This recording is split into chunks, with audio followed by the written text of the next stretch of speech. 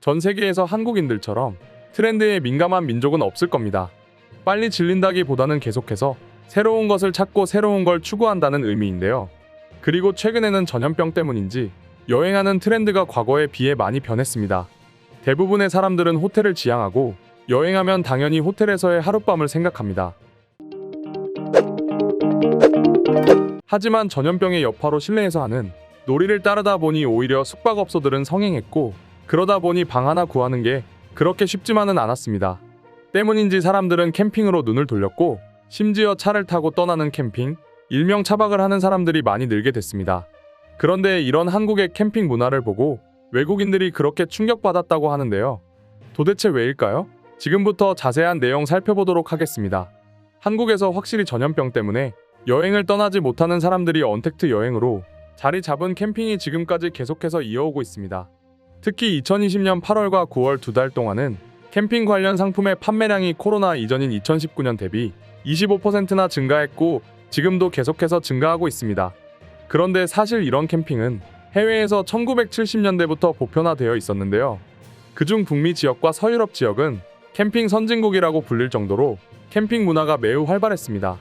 그들의 캠핑은 사실 한국인들이 일반적으로 생각하는 캠핑과는 상당히 큰 차이가 있었고, 그렇다 보니 외국인들은 한국에 와서 한국인들의 캠핑하는 모습을 보고 적잖은 충격을 받았다고 합니다.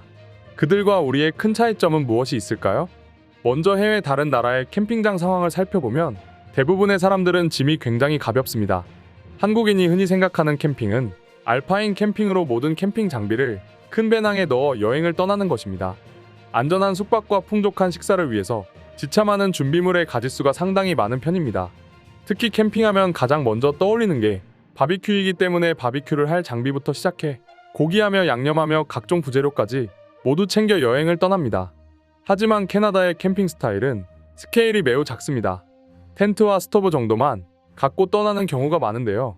또 캐나다인들은 한국과 다르게 캠핑장을 베이스 캠프 정도로만 생각한다고 합니다.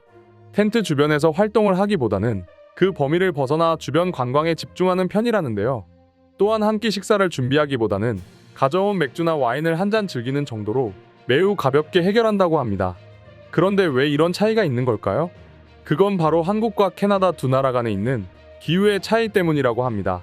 캐나다의 기후는 굉장히 건조하기로 유명합니다.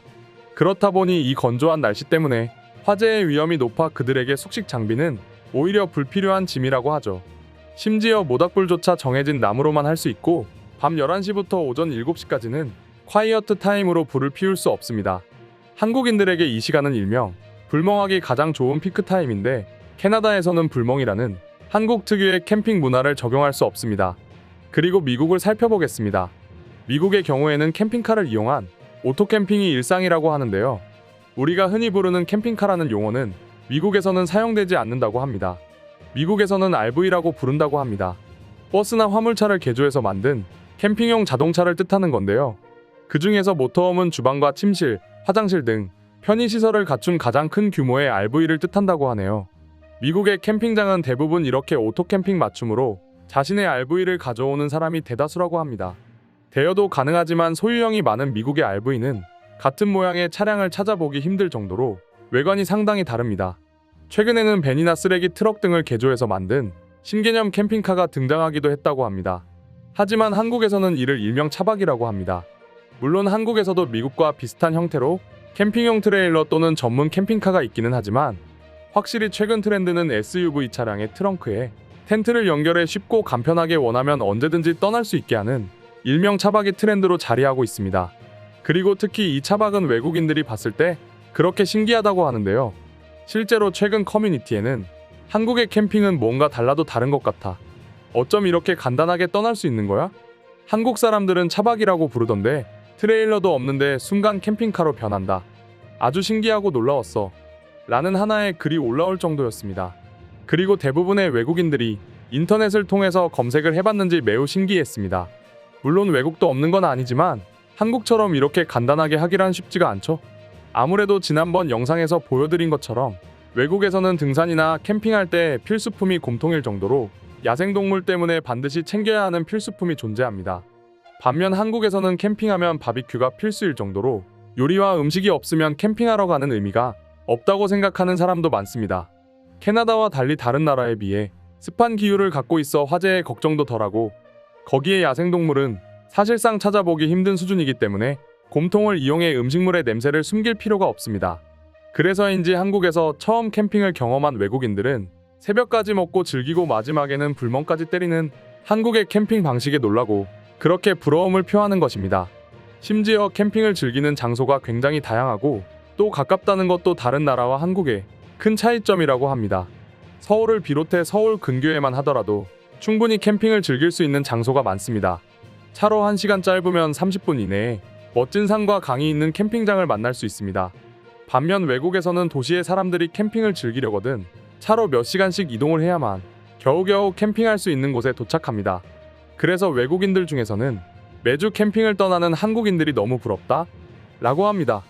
이처럼 비록 처음 시작된 곳은 아닐지라도 먼저 못지않게 즐기는 한국인들을 보고 외국인들은 놀라움을 자아내곤 합니다.